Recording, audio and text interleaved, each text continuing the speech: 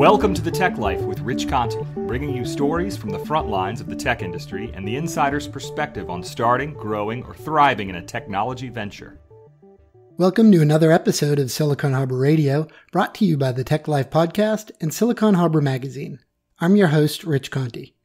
Each episode, we take you inside Charleston's rapidly growing tech and startup community and give a voice to the local entrepreneurs and other contributors driving that growth. In this episode, we talk with a recent college graduate and first-time founder who jumped directly into the deep end of entrepreneurship right out of the gate. Over the past few years, there's been increasing media focus on millennials, how their attitudes and expectations have been shaped by our evolving culture, and in turn how they are forging new cultural dynamics. One unmistakable element of this discussion is how millennials' expectations and understanding of the career paths available to them are significantly different from previous generations. At the root of these expectations are two ideas that are central to the digital economy and entrepreneurship: an ingrained culture of learning and a recognition of how opportunity can often be found in our day-to-day experiences. Recently, I was fortunate to talk with a young entrepreneur who's taking that approach to his career after his graduation last spring.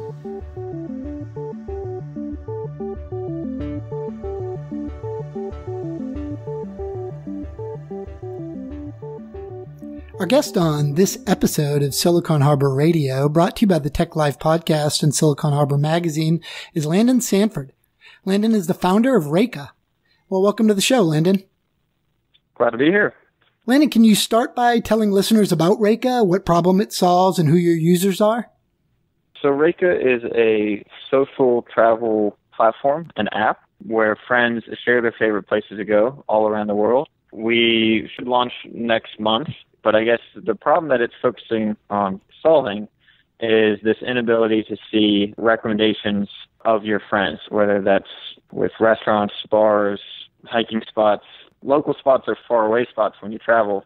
That's the issue that we're trying to fix. What are some of the experiences you had that pointed you in the direction of solving this particular problem?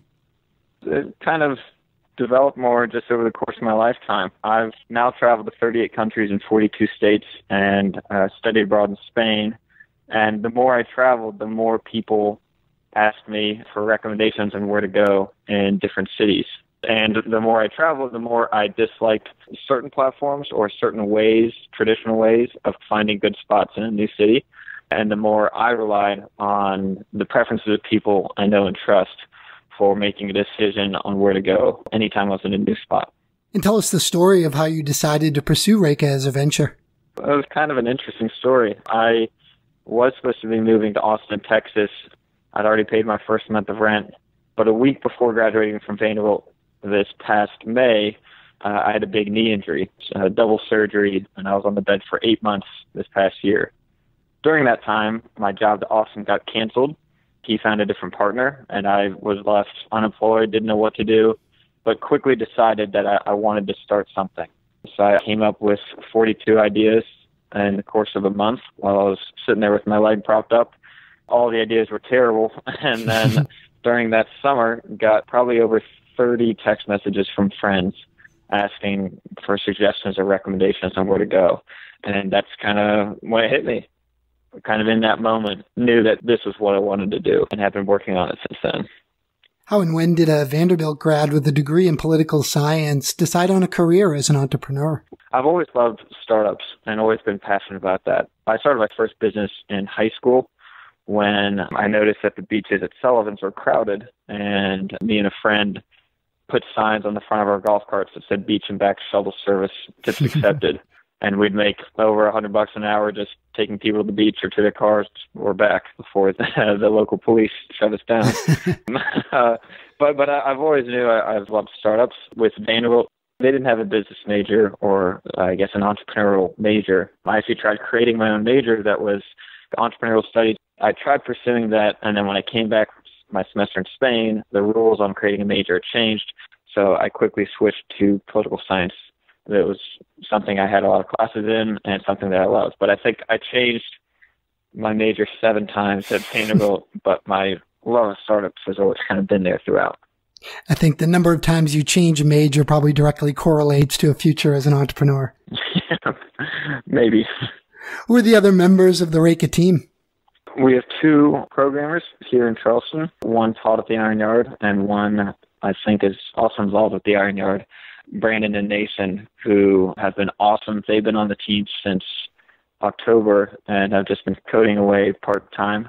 We had a UX UI designer for 2 months. We now have a study abroad advisor. I'm sure I'll talk about that more, but he's kind of our first official advisor, and then meeting with someone this weekend who's a travel blogger who might be our next big advisor. What have you been doing to validate Rayka with the market and learn from users before going to market? I guess mainly talking with people. I can't tell you how different the idea was back in August and September, and really just how bad it was. I called every friend I pretty much knew. I probably talked with over 50 of my friends. I was stuck on a bed, so I didn't have anything else better to do. I'm sure I bugged my friends plenty, but through their feedback and through the opinions of other kind of startup people and travel people, it slowly kind of crafted to what it is today. And then since the idea itself has solidified, what we've mainly been doing is talking with potential users of something like this. So we've talked with over 50 study abroad offices around the country. We've got over 25 travel experts on board who have travel blogs, who've been to a lot of countries. Hearing from those kind of people who are in jobs or roles that directly relate to what we're doing, that has been the biggest validation. What were the most valuable or surprising things you've learned so far? I guess one is just learning more about competition. And so the biggest surprising thing I learned over the past few months is that there are a lot of different kind of travel or review apps. And from what I've learned, it's a little bit harder to start with such a broad focus. And I think the most valuable thing that I've learned is just starting small. So for us, that's really kind of the college study abroad market, where there isn't, from the research I've done, there isn't anything in that field. But I think the biggest thing that I've learned has been starting small before going big rather than trying to start huge, because from what it sounds like, if you do that, it usually ends poorly. What's been the biggest challenge in getting to that first release? The biggest challenge, I guess, just has been timing. We've had setbacks on development. We've had setbacks with a couple different issues. Even random stuff like the hurricane. The hurricane flooded one of our coders' houses, and that set us back for a month. Just challenges in trying to manage expectations with regards to timing and preparing for that accordingly. What's the revenue model behind Rayka? That's my parents' favorite question to ask. Really what we're focusing on for the first year is product market fit and user growth.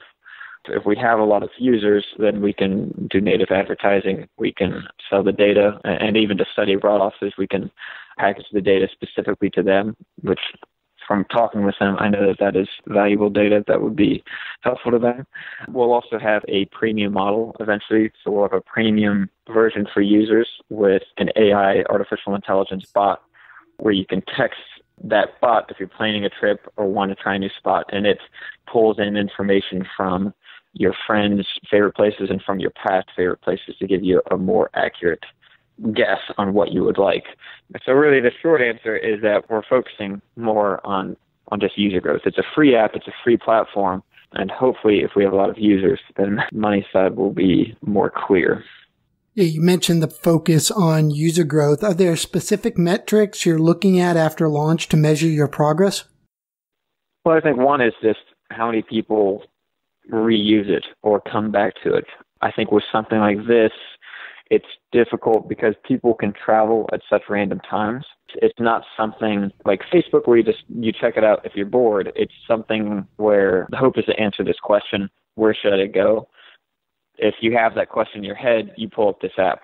I think the biggest thing we need to look for is who comes back onto the platform, and whether it's someone who just downloads it and then forgets about it, or if people do come back to it. And we're hoping down the road to use some different things to keep that up. I think like gamification and trying to encourage repeat usage that way. But that's also another reason why we're focusing on study abroad offices, is because that is a recurring group that is always hundreds of thousands of kids go abroad in the fall, in the spring, in the summer.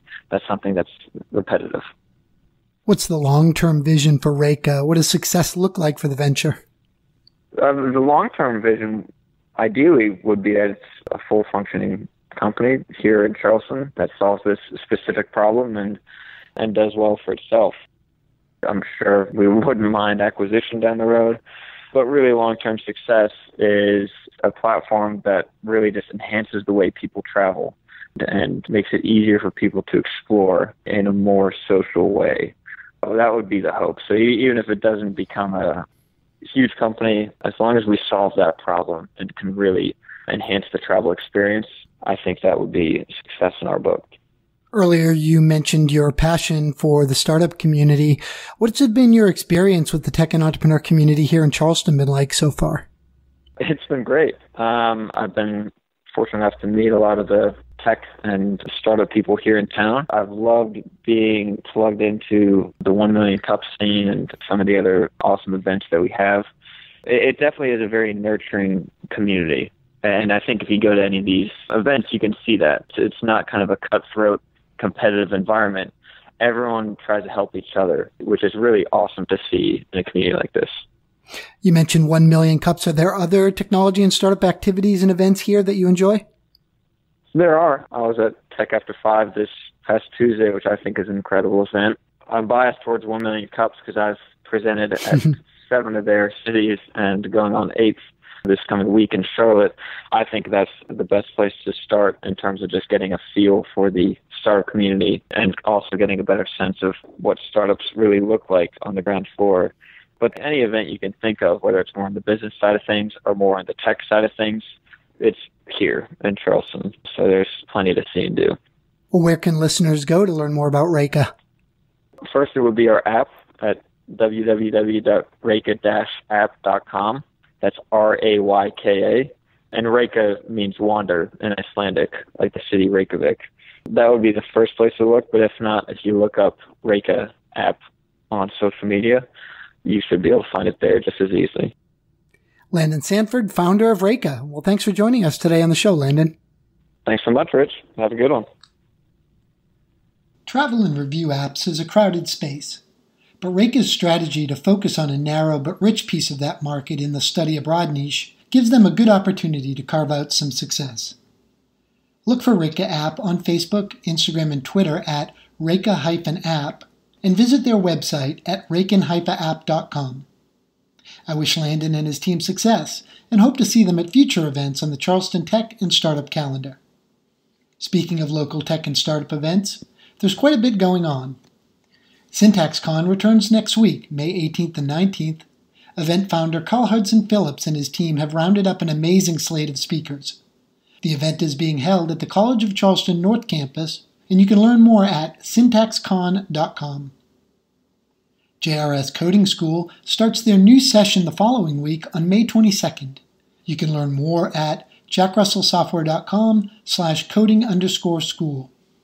Past guests Startup Grind Charleston and Hatch Tribe are teaming up for Female Founders Month and hosting an event featuring Belinda Hare, co-founder of yet another past guest, Launchpeer. The event is happening May 25th at the Launchpad on Meeting Street. Warms my heart to see so many past Silicon Harbor Radio guests working together, and it's a real testament to the supportive nature of our local tech and startup communities. Finally, recent guest Good Done Great continues to make news.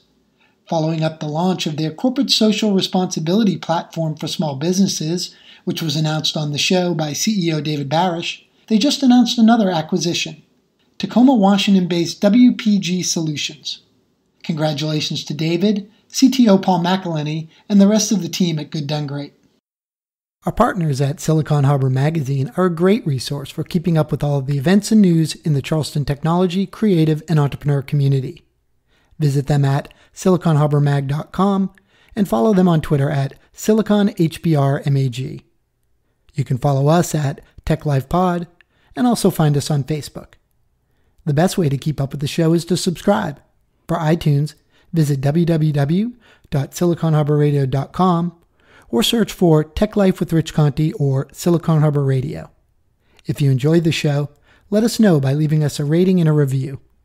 Subscribing via RSS is as simple as visiting techlife.libsyn.com/RSS. That's all the time we have on this episode of Silicon Harbor Radio, brought to you by the Tech Life Podcast and Silicon Harbor Magazine. I'm your host, Rich Conte, and thanks for listening.